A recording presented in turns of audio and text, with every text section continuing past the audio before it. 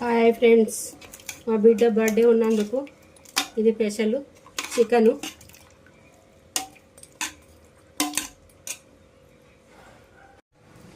ఇది గట్టిపప్పు,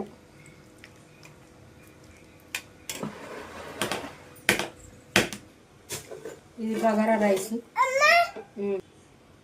ఇది బగారా రైస్,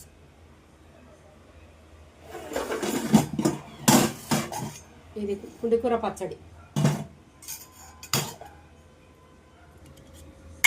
ఇది పెరుగు, ఇది పెరుగు. ఇట్లా చూపి అన్నీ తెచ్చిపెట్టు.